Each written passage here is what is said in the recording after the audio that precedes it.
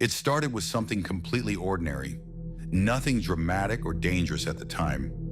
My car wouldn't start on a cold October morning in Marquette, Michigan. Lake Superior was rolling in fog so thick it blurred the streetlights, and I stood in my driveway with a cup of coffee steaming in my hand, more annoyed than worried. Winter hits early up there, so I figured it was just the battery. I popped the hood and waited for my neighbor to come help jump it. While I waited, I noticed how quiet everything felt. Not peaceful quiet, but empty, like the sound had been pulled out of the air. That's when I noticed the fog. It wasn't drifting normally.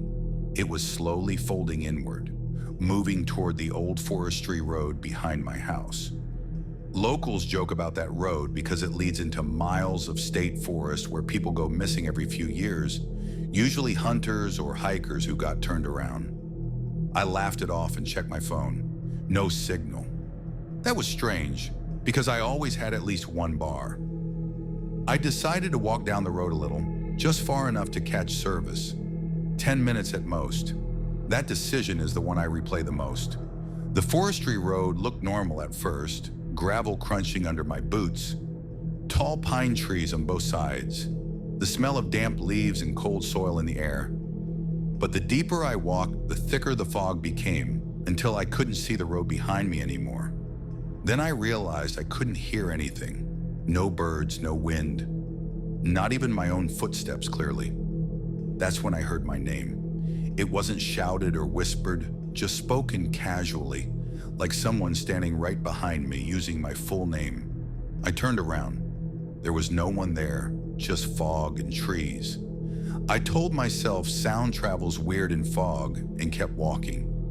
Then it happened again, closer this time. My name followed by a sentence. You dropped your keys. My stomach dropped because I had dropped my keys earlier when I opened the hood, and no one should have known that. I looked down and saw them sitting in the middle of the road, perfectly placed, clean, not even dusty, even though I knew I'd left them back in my driveway. That's when fear hit.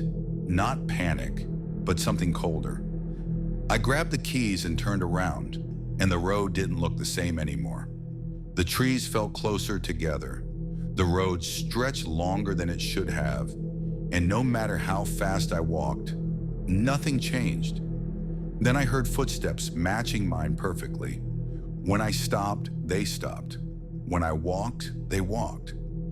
I remembered something an old ranger once said at a bar, that there are places in the Upper Peninsula where things don't copy you, they learn you. Then I heard my mother's voice. She'd been dead for years. She used the nickname she called me as a kid and told me to come home because it was getting cold. For half a second, I wanted to believe it was her. That half second almost got me killed. The fog shifted just enough for me to see a shape ahead on the road. It was tall and thin, standing wrong. It didn't walk, it slid. Its face kept changing. My neighbor, my high school coach, a park ranger I'd met once, each one smiling like it was relieved to see me. I knew if it finished choosing a face, I wouldn't be leaving that forest. I ran.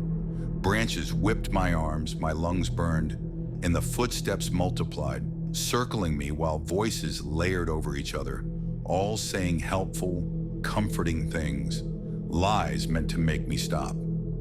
Then I burst out of the fog and slammed into the side of a truck. The engine was running, headlights on, and an older man jumped out and yelled, "Get in, now!" I didn't argue. The moment we hit the paved road, the fog stopped like a wall. The forest disappeared behind us. After a few minutes, the man told me he was volunteer search and rescue and said, "You walked farther than most." He explained that people go missing on that road every few years, always after following a voice. Before dropping me off, he gave me one warning. If the woods know your name, don't answer. To this day, my car still won't start on foggy mornings, and sometimes, late at night, I hear someone outside saying my name in a voice that sounds almost right, like it's still practicing.